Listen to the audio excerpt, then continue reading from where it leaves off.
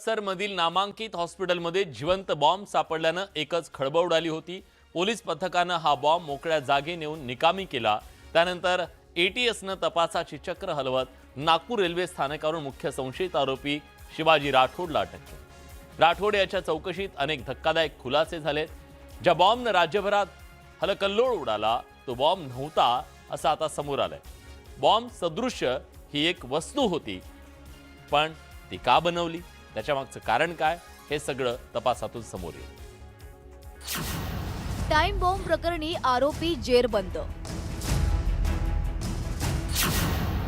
खंडणी उकळण्यासाठी ठेवला बॉम्ब। यूट्यूबवर व्हिडिओ पाहून बनवला बॉम्ब। पुण्यातील हडपसरमधील नामांकित रुग्णालयात टायमर बॉम्ब आढळल्यानंतर एकच खळबळ उडाली होती। 7 तासांचा टायमर लावून हा बॉम्ब ठेवण्यात आला होता। हा बॉम्ब कोणी आणि का ठेवला हे शोधण्यासाठी पुणे पोलिसांनी दिवस रात्र एक केला। बॉम्ब नाशक पथकाच्या मदतीनं हा कथित बॉम्ब निकामी करण्यात आला। पुणे पोलीस आणि एटीएस कडून याचा संयुक्त तपास सुरू झाला। शेकडो सीसीटीव्ही तपासले गेले आणि नागपूर रेल्वे स्टेशनवरून आरोपी शिवाजी राठोडला अटक करण्यात आली। शिवाजीच्या चौकशीत त्यानं जी माहिती दिली ती थक्क करणारी होती। खंडणीसाठी मी सांगितले आतापर्यंतच्या तपासामध्ये त्यांना अशा प्रकारचे त्यांनी प्लॅन केला होता की एक डमी काही डिव्हाइस तिथे ठेवू आणि नंतर अशा प्रकारचे ठेवणार म्हणून करून काहीतरी पैसे आम्ही एक्स्टॉर्ट करणार अशा प्रकारची प्लॅन होता अशा वाटते। पैसे खंडणीचे उपचारासाठी वापरणार होते। हो हो। आरोपी शिवाजी राठोड मूळचा सोलापूरचा आहे। मांजरीमध्ये त्याचं चपला आणि कपड्यांचं छोटं दुकान आहे।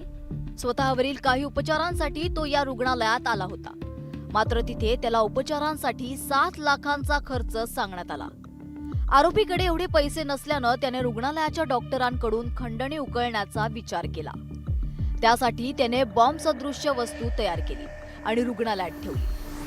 त्यासाठी त्यानं यूट्यूबवर पाहून साधारण 400 रुपयात काही पाईप, वायर आणि डिजिटल घड्याळाच्या मदतीनं ही वस्तू बनवली। या वस्तूमध्ये कोणतेही स्फोटक नसल्याचं पोलीस आयुक्तांनी स्पष्ट केलंय।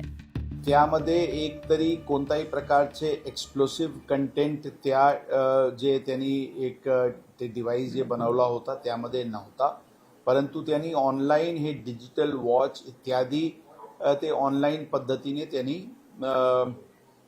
मागून घेतला होता आणि ही सगळे यूट्यूबवरचे व्हिडिओज इत्यादी पाहून अशा प्रकारचे त्यांनी एक बॉम्ब सदृश्य एक वस्तू तयार करण्याचे त्यांनी प्रयत्न केलेले। वैद्यकीय उपचारांसाठी पैसे नसल्यानं या आरोपीनं केलेल्या या गुन्ह्यामुळे पोलीस आणि पूर्ण यंत्रणा 2 दिवस वेठीला धरली गेली। आरोपी शिवाजी राठोडच्या अटकेनंतर पोलिसांनी सुटकेचा निश्वास सोडला।